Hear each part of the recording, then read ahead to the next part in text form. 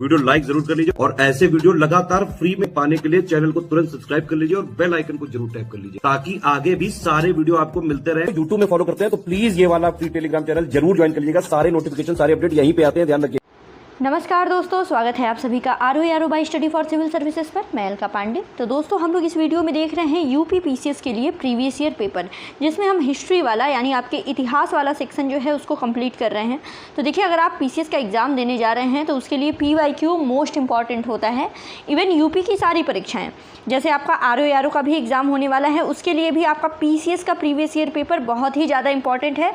तो या तो आप पीसीएस की परीक्षा दे रहे हैं या फिर समीक्षा अधिकारी, सहायक समीक्षा अधिकारी की परीक्षा दे रहे हैं, उसके लिए आपको ये प्रीवियस ईयर पेपर की जो क्लासेस हैं बहुत ही ज़्यादा इंपॉर्टेंट है। पहले भी वीडियो चैनल पे आ चुके हैं, उसको भी देख लीजिएगा। तो चलिए ये क्लास कंटिन्यू करते हैं।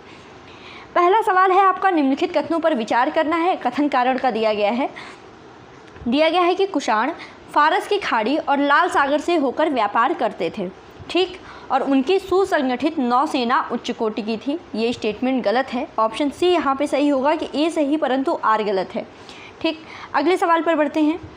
अगला सवाल बिल्कुल फैक्चुअल कि हाथी गुम्फा का अभिलेख किस शासक के विषय में जानकारी का स्रोत है? खारवेल, अशोक, हर्षवर्धन या फिर कनिष्क? तो राइट आंसर क्या है? हाथी गुम्फा अभिलेख किससे संबंधित है? ये संबंधित है खारवेल से। फिर है, निम्नलिखित राज्यों में से कौन जैन धर्म का संरक्षक था? अशोक, हर्ष, पुलकेशिन द्वितीय या फिर खारवेल? तो राइट आंसर क्या है? राइट आंसर है खारवेल। हमेशा याद रखिएगा, खारवेल जो है जैन धर्म का संरक्षक और खारवेल से ही संबंधित है आपका हाथी गुम्फा अभिलेख। आगे बढ़ते हैं। कलिंग नरेश खारवेल निम्न में से किस वंश से संबंधित थे? चेदी, कदम्ब, कलिंग या फिर हर्यक? ठीक है, तो राइट आंसर क्या होगा? राइट आंसर है चेदी। हम खारवेल के बारे में ही जानकारी यहाँ पे देखिए आपको मिल रही है। खारवेल के बारे में आपको 3 क्वेश्चन में 3 जानकारी मिल गई। खारवेल पहले तो चेदी वंश से संबंधित थे, जैन वंश के फॉलोवर थे, और तीसरा है आपका हाथी गुम्फा अभिलेख जो कि खारवेल से संबंधित, ठीक। अब अगले सवाल की तरफ बढ़ते हैं। निम्नलिखित शासकों में से किसी एक ने 4 अश्वमेघों का संपादन किया था? पुष्यमित्र शुंग, प्रवरसेन प्रथम, समुद्रगुप्त या फिर चंद्रगुप्त द्वितीय?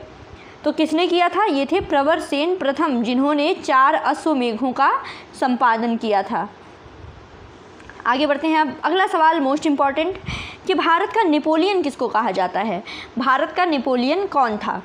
चंद्रगुप्त मौर्य, चंद्रगुप्त द्वितीय, विक्रमादित्य, अशोक महान या फिर समुद्रगुप्त? तो राइट आंसर क्या है? राइट आंसर है यहाँ पे समुद्रगुप्त। फिर है, किस गुप्त राजा का एक अन्य नाम देवगुप्त था? किसका एक अन्य नाम देवगुप्त था? समुद्रगुप्त, चंद्रगुप्त द्वितीय, कुमारगुप्त या फिर उपरोक्त में से कोई नहीं? तो राइट आंसर है चंद्रगुप्त द्वितीय। चंद्रगुप्त द्वितीय का दूसरा नाम था देवगुप्त। आगे बढ़ते हैं। अगला है मलिगाई कोल। मलिगाई कोल नामक एक प्रामाणिक मापन इकाई ये किसने शुरू की थी? राजराज प्रथम चोल, वीर राजेंद्र चोल, राजेंद्र प्रथम चोल या फिर विक्रम चोल? तो राइट आंसर क्या होगा? राइट आंसर है राजेंद्र प्रथम चोल। इन्होंने मलिगाई कोल नामक एक प्रामाणिक मापन इकाई शुरू की थी। फिर है, इलाहाबाद का अशोक स्तंभ जो है ये किसके शासन के बारे में सूचना प्रदान करता है? चंद्रगुप्त मौर्य के, चंद्रगुप्त प्रथम, चंद्रगुप्त द्वितीय या फिर समुद्रगुप्त के बारे में? तो राइट आंसर है समुद्रगुप्त। इलाहाबाद का अशोक स्तंभ याद रखिएगा समुद्रगुप्त के बारे में जानकारी देता है। फिर अगला सवाल आपका आता है प्रयाग प्रशस्ति ये किसके सैन्य अभियान के बारे में जानकारी देती है? चंद्रगुप्त प्रथम, समुद्रगुप्त, चंद्रगुप्त द्वितीय या फिर कुमारगुप्त? तो राइट आंसर है आपका समुद्रगुप्त। यहाँ पे प्रयाग प्रशस्ति हो गया, इलाहाबाद का स्तंभ हो गया, ये सब समुद्रगुप्त के बारे में जानकारी प्रदान करते हैं। फिर है समुद्रगुप्त के प्रयाग प्रशस्ति वाले स्तंभ पर निम्नलिखित में से किसका लेख मिलता है? जहांगीर, शाहजहां, औरंगजेब या फिर दारा शिकोह? क्या होगा इसका राइट आंसर? इसका राइट आंसर है जहांगीर, जो कि समुद्रगुप्त का जो प्रयाग प्रशस्ति वाला स्तंभ है वहाँ पे जहांगीर का भी लेख मिलता है, ठीक है। अगर ऑप्शन में आपके आ गया कि प्रयाग प्रशस्ति वाले स्तंभ पर किसका लेख मिलता है, ऑप्शन में अगर समुद्रगुप्त और जहांगीर दोनों हैं तो दोनों सही होगा, ठीक है। ए और बी दोनों लगा के आएंगे आप। फिर है पृथ्विया प्रथम वीर ये उपाधि थी समुद्रगुप्त की, राजेंद्र प्रथम की, अमोघ वर्ष की या फिर गौतमी पुत्र सातकर्णी की? तो ये इसका राइट आंसर है समुद्रगुप्त, ठीक। आगे बढ़ते हैं। अगला दिया गया कि दिल्ली की कुव्वत उल इस्लाम मस्जिद के प्रांगण में उन्नत प्रसिद्ध लौह स्तंभ की किसकी स्मृति में? अशोक की स्मृति में, चंद्रगुप्त सेकंड गुप्त वंश के, हर्ष की, या फिर पृथ्वीराज की? तो राइट आंसर है गुप्त वंश के चंद्रगुप्त सेकंड की स्मृति में। ठीक है, आगे कौन सा राजवंश हूणों के आक्रमण से अत्यंत विचलित हुआ था? मौर्य, कुषाण, गुप्त या फिर शुंग? तो इसका राइट आंसर क्या होगा? इसका राइट आंसर है गुप्त। गुप्त जो राजवंश था ये हूणों के आक्रमण से सबसे ज़्यादा विचलित हुआ था। आगे बढ़ते हैं, हूणों ने भारत पर आक्रमण कब किया था? चंद्रगुप्त द्वितीय के शासनकाल में, कुमारगुप्त प्रथम के शासनकाल में, स्कंदगुप्त के शासनकाल में, या फिर बुद्धगुप्त के शासनकाल में? राइट आंसर क्या है? राइट आंसर है इसका स्कंदगुप्त के शासनकाल में। हूणों का आक्रमण जो है वो स्कंदगुप्त के शासनकाल में हुआ था। अगला फैक्चुअल सवाल कि निम्नलिखित में से किस गुप्त शासक ने हूणों पर विजय प्राप्त की थी? चंद्रगुप्त द्वितीय ने, कुमारगुप्त प्रथम ने, स्कंदगुप्त ने, या फिर भानुगुप्त? तो राइट आंसर क्या है? राइट आंसर है स्कंदगुप्त। फिर आगे बढ़ते हैं अगले सवाल की तरफ। महाबलीपुरम स्थित रथ मंदिर ये किसने बनवाए थे? चोल शासकों ने, पल्लव शासकों ने, चेदी शासकों ने, या फिर चालुक्य शासकों ने? तो राइट आंसर है पल्लव शासक। महाबलीपुरम स्थित रथ मंदिर पल्लव शासकों ने बनवाए थे। फिर आगे बढ़ते हैं, महाबलीपुरम का सप्तरथ मंदिर किसने बनवाया था? ठीक है, महेंद्र वर्मन के द्वारा, नरसिंह वर्मन के द्वारा, परमेश्वर वर्मन के द्वारा, या फिर नंदी वर्मन के द्वारा? तो राइट आंसर है यहाँ पे नरसिंह वर्मन। नरसिंह वर्मन ने महाबलीपुरम का सप्तरथ मंदिर बनवाया था। फिर मामल्लपुरम में रथ स्मारकों के निर्माण के लिए निम्नलिखित में से कौन उत्तरदायी है? चोल, पल्लव, पांड्य, या फिर चालुक्य? ठीक है, तो कौन उत्तरदायी है? ये है पल्लव। पल्लव इसके लिए उत्तरदायी हैं। फिर निम्नलिखित में से कौन सा रथ सबसे छोटा है? उसी मंदिरों के बारे में ही पूछा जा रहा है जो रथ मंदिर हैं।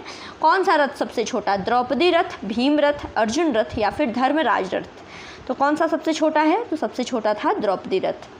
ठीक, अब आपको निम्नलिखित में से सूचियों का मिलान करना है। ठीक है, दिया गया है आपको एक सूची में एलिफेंटा, श्रवणबेलगोला, खजुराहो, सांची और क्या हैं? ठीक है, स्तूप, मंदिर, गुफा, या फिर मूर्ति?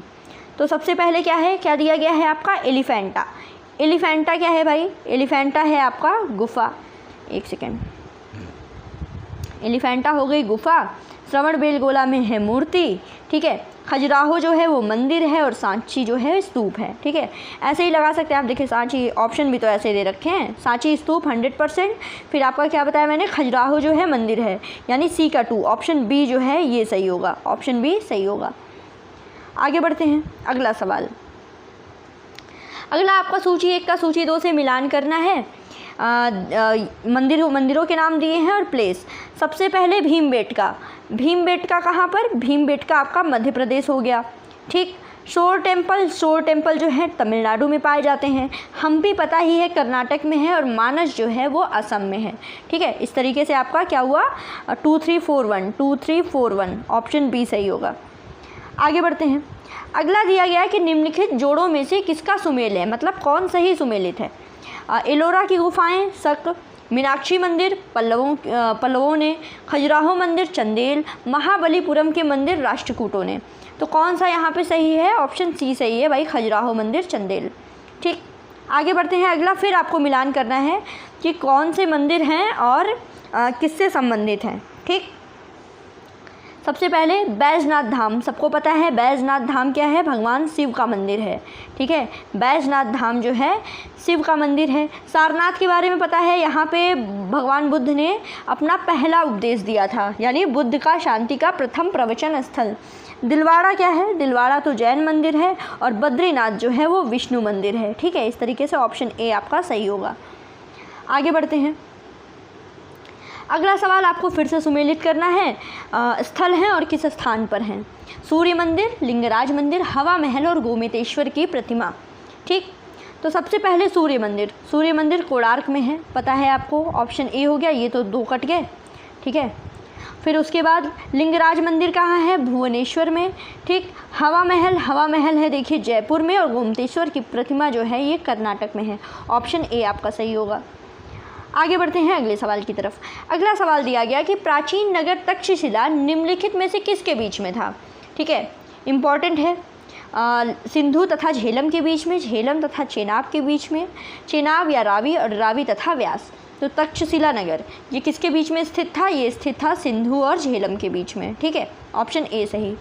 अब सोनगिरी के बारे में पूछा गया है कि सोनगिरी जहाँ पे 108 जैन मंदिर बने हुए हैं, ये किसके सन्निकट स्थित है? दतिया, झांसी, ओरछा या फिर ललितपुर। तो राइट आंसर क्या है? राइट आंसर है दतिया। दतिया अगर एग्जाम में आए कि क्यों फेमस है भाई, तो दतिया में सोनगिरी, दतिया के पास में सोनगिरी स्थल है जहाँ पर 108 जैन मंदिर बने हुए हैं। आगे देखिए, अगला सवाल है कि सोनगिरी का ऐतिहासिक दिगंबर जैन तीर्थ स्थल, सोनगिरी का ऐतिहासिक दिगंबर जैन तीर्थ स्थल स्थित है उत्तर प्रदेश में, राजस्थान में, मध्य प्रदेश में या फिर उड़ीसा में। तो राइट आंसर क्या है? राइट आंसर है मध्य प्रदेश। फिर दिलवाड़ा जैन मंदिर कहाँ पर स्थित है? पालीताना में, माउंट आबू में, सोनगिरी में या फिर गिरनार में।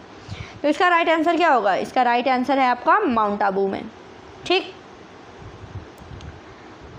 आगे बढ़ते हैं। फिर वही सवाल पूछा गया है कि दिलवाड़ा जैन मंदिर कहाँ स्थित है? आपने पिछले में पढ़ ही लिया था कि भाई माउंट आबू कहाँ है? राजस्थान में। ऑप्शन सी सही होगा। फिर है कि प्रसिद्ध नैमिषारण्य तीर्थ निम्न जनपदों में से किस एक में उपस्थित है? उज्जैन, मथुरा, सीतापुर या फिर जबलपुर। तो सबको पता है नैमिषारण्य कहाँ है? सीतापुर में है। आगे बढ़ते हैं। अगला सवाल, निम्नलिखित में से किस मंदिर परिसर में एक भारी भरकम नंदी की मूर्ति है जिसे भारत की विशालतम मूर्ति माना जाता है?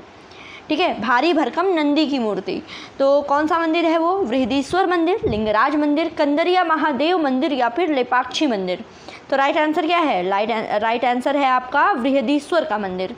ठीक है, अब तंजौर का बृहदेश्वर मंदिर निर्मित हुआ था, शासनकाल में चोल सम्राट कौन था?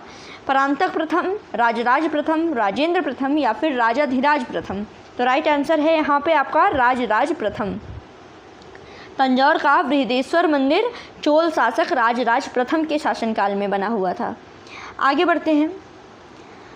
चोलों का राज्य किस क्षेत्र में फैला हुआ था? चोलों का राज्य किस क्षेत्र में फैला हुआ था? विराटनगर क्षेत्र, मालाबार तट, होयसल या फिर कोरोमंडल तट, दक्कन के कुछ भाग। राइट आंसर है यहाँ पे कोरोमंडल तट, दक्कन के कुछ भाग में। अगला सवाल है चोलों की राजधानी के बारे में। चोलों की राजधानी बताइए। कावेरीपत्तन, महाबलीपुरम, कांची और आखिरी ऑप्शन क्या दिया गया है यहाँ पे? तंजौर। तो याद रखिएगा चोलों की राजधानी जो थी वो तंजौर थी। फिर अगले सवाल पर आते हैं। अगला सवाल दिया गया, निम्नलिखित में से चोल प्रशासन की विशेषता? साम्राज्य का मंडलम में विभाजन, ग्राम प्रशासन की स्वायत्तता, राज्य के मंत्रियों को समस्त अधिकार, कर संग्रह प्रणाली की सस्ता व उचित होना। तो चोल प्रशासन की क्या विशेषता थी? यहाँ पे विशेषता थी इनकी चोलों की ग्राम प्रशासन की स्वायत्तता। ठीक है, बहुत ही इम्पॉर्टेंट। फिर है किस दक्षिण भारतीय राज्य में उत्तम ग्राम प्रशासन था? तो पढ़ चुके हैं आप, क्या आंसर होगा इसका? चोलों में। ठीक है, चोल। फिर आगे बढ़ते हैं। चोल शासकों के शासनकाल में निम्नलिखित में से कौन सा वारियम उद्यान प्रशासन का कार्य देखता था? पानवारियम, एरीवारियम, टोट्टवारियम या फिर संवत्सर वारियम। ठीक है, तो राइट आंसर क्या होगा? ये होता था टोट्टवारियम। टोट्टवारियम क्या था? ये उद्यान प्रशासन का कार्य देखता था। फिर है नटराज की प्रसिद्ध कांस्य मूर्ति किस कला का उदाहरण है? चोल कला का, गांधार कला का, गुप्त कला का या फिर मौर्य कला का। तो राइट आंसर है चोल कला का। जो नटराज की मूर्ति होती है, नटराज की प्रसिद्ध कांस्य मूर्ति, ये चोल कला का उदाहरण है। आगे बढ़ते हैं। शिव की दक्षिणा मूर्ति प्रतिमा उन्हें किस रूप में प्रदर्शित करती है? शिक्षक, नृत्य करते हुए, विश्राम करते हुए या फिर ध्यान मग्न।